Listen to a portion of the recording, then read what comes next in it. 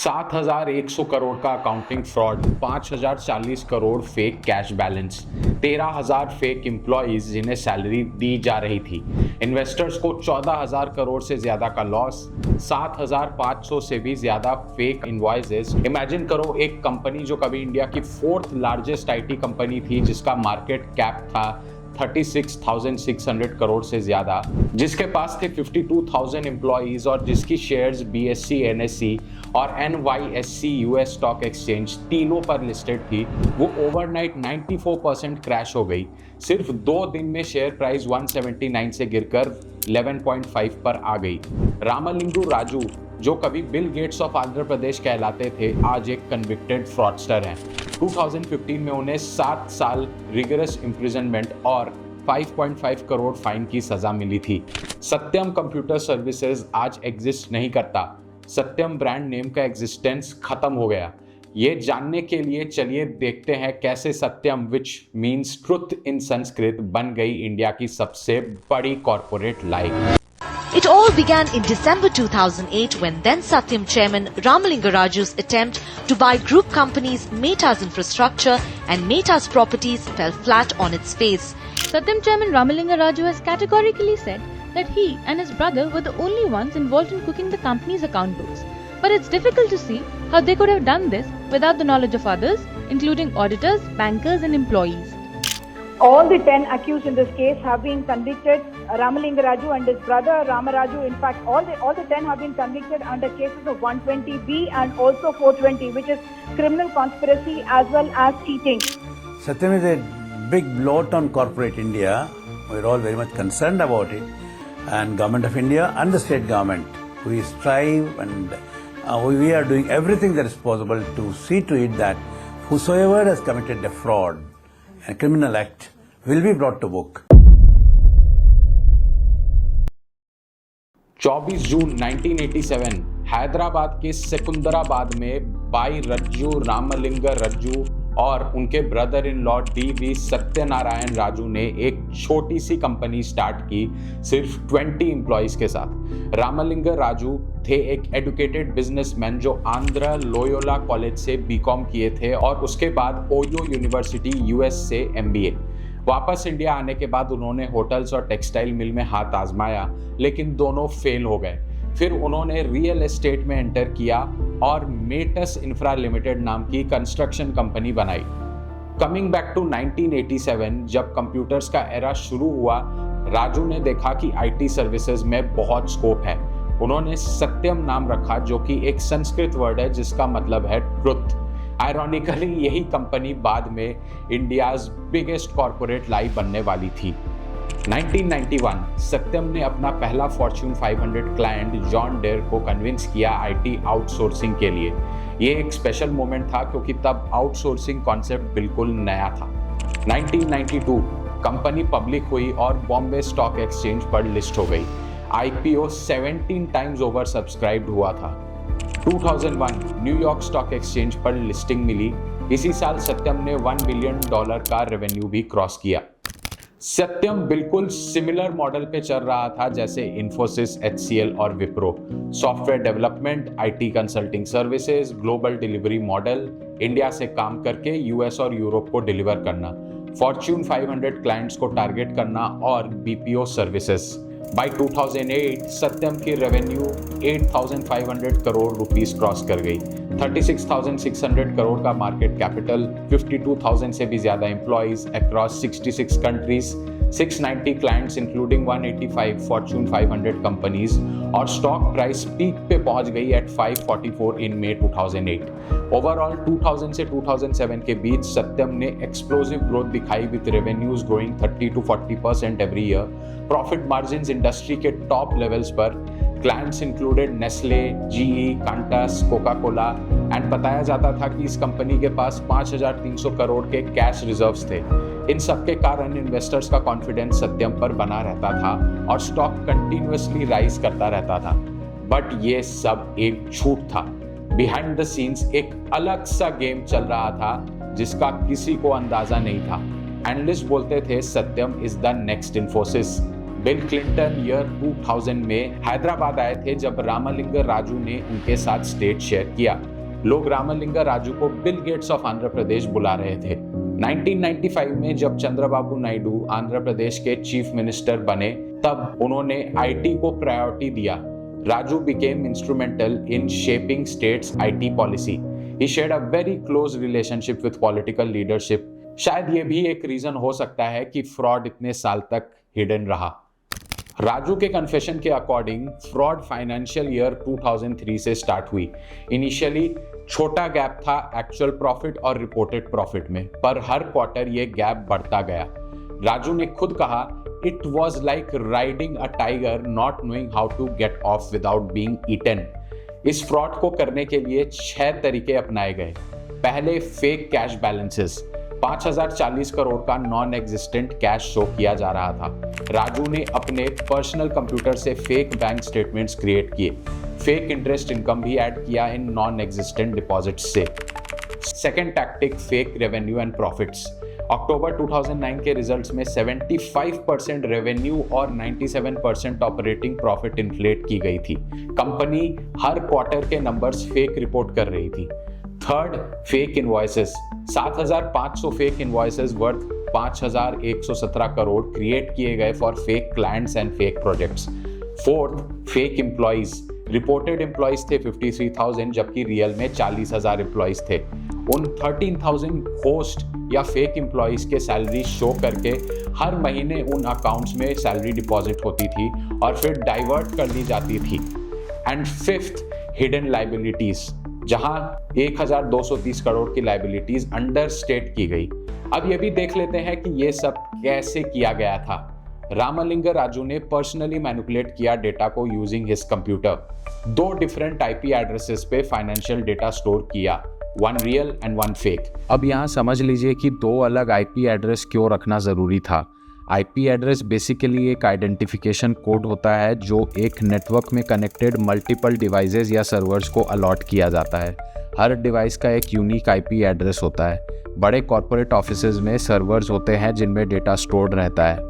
Employees उन data को access करने के लिए उस सर्वर के आईपी एड्रेस के थ्रू कनेक्ट करते हैं। जैसे सत्यम के केस में फाइनेंस टीम रियल सर्वर का आईपी एड्रेस यूज़ करके कनेक्ट करती थी for doing their work. Raju ने दूसरे सर्वर में फेक इनवॉइसेस और फेक डेटा रखा था जिसका एक्सेस कुछ टॉप पोजीशंस के एम्प्लॉयज़ के पास ही था, जिससे बाकी सारे एम्प्लॉयज़ एक्सेस ना कर पाए, नहीं तो ये फ्रॉड पकड़ा जाता। जब पीडब्ल्यूसी के auditors board meetings, quarterly results और इन्वेस्टर कॉल्स की डिमांड रहती थी, तब वो दूसरा फेक आईपी एड्रेस का डेटा शेयर किया जाता था जिसमें इन्फ्लेटेड प्रॉफिट्स, फेक इनवॉइसेस और फेक डेटा शेयर किए जाते थे। आईटी स्पेशलिस्ट इन्वॉल्व थे जो फेक इनवॉइसेस और बिल्स क्रिएट करते थे। पीडब्ल्यूसी ऑडिटर्स को मैनिपुलेट किया, जहां पीडब्ल्यूसी के ऑडिटर्स को सत्यम मैनेजमेंट से ही रिस्पॉन्सेज मिलते थे, डायरेक्ट बैंक से नहीं। एक सिंपल बैंक वेरिफिकेशन से सब कुछ पकड़ा जा सकता था, पर पीडब्ल्यूसी ने ऐसा नहीं किया। अगर आप नहीं जानते तो पीडब्ल्यूसी एक ऑडिटिंग फर्म है जिसको सत्यम ग्रुप ने हायर कर रखा था। रामलिंगा राजू का असली प्लान तब सामने आया जब उन्होंने अचानक मेटस इंफ्रा और मेटस प्रॉपर्टीज को एक्वायर करने का अनाउंसमेंट किया। ये दोनों कंपनीज उनकी फैमिली की थी और 2008 में रियल एस्टेट कोलैप्स के कारण प्रेशर में चल रही थी। दूसरी तरफ सत्यम की बैलेंस शीट में सालों से झूठ बोलकर 5,000 करोड़ से ज्यादा का फेक कैश दिखाया जा रहा था जो रियलिटी में एग्जिस्ट ही नहीं करता था।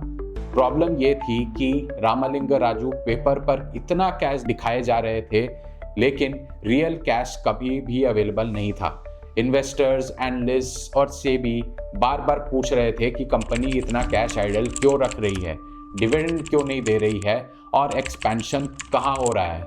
रामलिंगा राजू को इस फेक कैश को किसी तरह जस्टिफाई करना था और इसीलिए उन्होंने सोचा कि अगर वो अपने ही फैमिली के मेटस कंपनीज को 8,000 करोड़ में सत्यम के थ्रू एक्वायर कर लेते हैं तो फेक कैश का इशू सॉल्व हो जाएगा।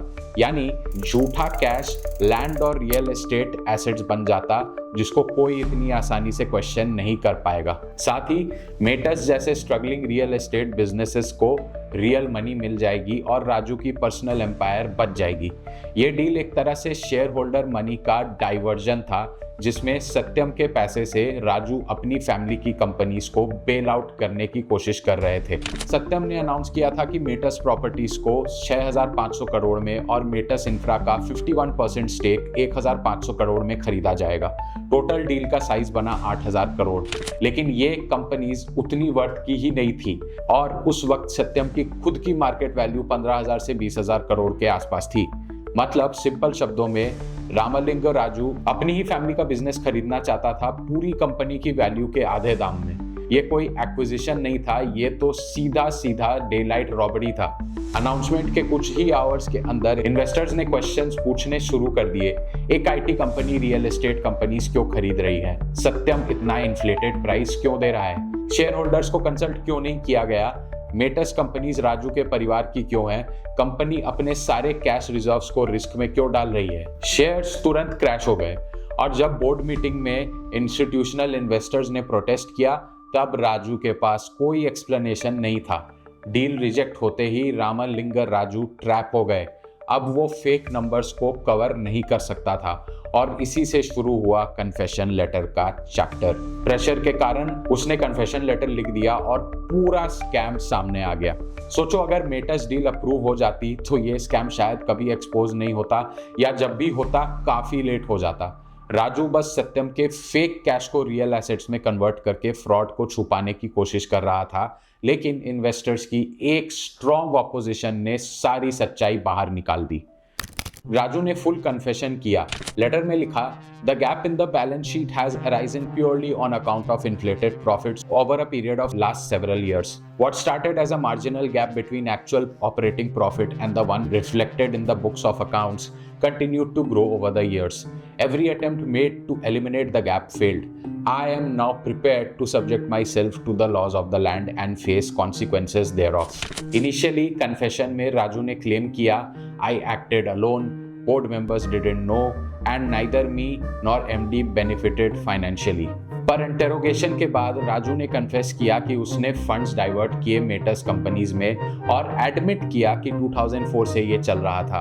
उनके साथ उनके दो भाइयों सत्यम के CFO और PwC के कुछ ऑडिटर्स को भी कन्विक्ट किया गया। हालांकि PwC ने कहा कि वो लोग टोटली सत्यम के मैनेजमेंट पे रिलाई कर रहे थे इंफॉर्मेशन के लिए और वो लोग डायरेक्टली रिस्पॉन्सिबल नहीं थे। January 7, 2009, the confession day. Satyam के शेयर सर्किट ब्रेकर हिट कर गए, ट्रेडिंग सस्पेंड हो गई और इन्वेस्टर पैनिक स्प्रेड हो गया across the IT sector. January 9, 2009, open free fall ₹179 से ₹11.5, 94% क्रैश इन 2 days। BSE ने सत्यम को सेंसेक्स से हटा दिया विद इफेक्ट फ्रॉम January 12। ये तो इंडियन स्टॉक मार्केट का किस्सा है। सत्यम न्यूयॉर्क स्टॉक एक्सचेंज यानी NYSE पर भी लिस्टेड थी। US regulator securities and exchange commission यानी SEC ने भी सिविल चार्जेस फाइल किए।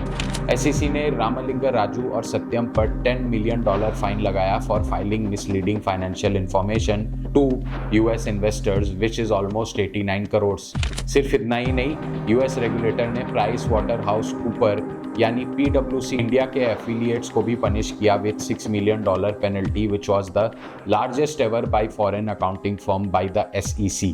They had put a 6 months ban on accepting new US clients, mandatory training on securities laws and independent monitor का appointment.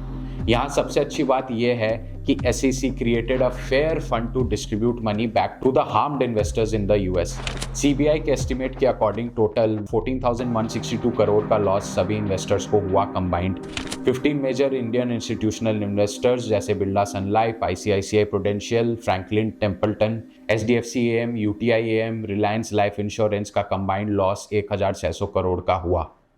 आखिर में court ने क्या फैसला सुनाया और सत्यम का क्या हुआ? लंबी कोर्ट प्रोसीडिंग्स के बाद अप्रैल 2015 में स्पेशल CBI कोर्ट ने अपना फैसला सुनाया।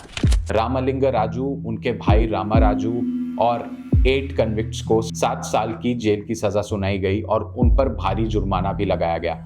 रामलिंग राजू पर 5.5 करोड़ का जुर्माना लगा। Securities and exchange board of India ने भी राजू और दूसरे लोगों को 14 साल के लिए स्टॉक मार्केट में ट्रेड करने से बैन कर दिया। सत्यम कंपनी को डीलिस्ट नहीं किया गया। गवर्नमेंट ने इसे बेचने के लिए एक बोर्ड अपॉइंट किया। अप्रैल 2009 में गवर्नमेंट सुपरवाइज्ड ऑक्शन में टेक महिंद्रा ने सत्यम का 51% स्टेक एट ₹58 पर शेयर पे खरीदा with a total investment of 2,889 crore. आज ये कंपनी पूरी तरीके से टेक महिंद्रा का एक सक्सेसफुल पार्ट है। इस तरह कंपनी को सर्वाइवल मिला और एम्प्लॉयज़ की जॉब बच गई। तो ये थी इंडिया की सबसे बड़ी कॉर्पोरेट अकाउंटिंग फ्रॉड की पूरी कहानी, from a company named truth that became the biggest lie से लेकर उसके फाउंडर्स के जेल जाने तक और फाइनली कंपनी का एग्जिस्टेंस खत्म होने तक। अगर आपको ये वीडियो इन्फॉर्मेटिव लगा तो लाइक करो, शेयर करो और सब्सक्राइब करो इस चैनल को। कमेंट्स में बताओ कि आप सत्यम स्कैम के बारे में क्या सोचते हो। क्या ये इंडिया में कॉर्पोरेट गवर्नेंस की लापरवाही का नतीजा था? नेक्स्ट वीडियो में हम डिस्कस करेंगे another business case study. Till then, invest wisely and stay safe. Thanks for watching.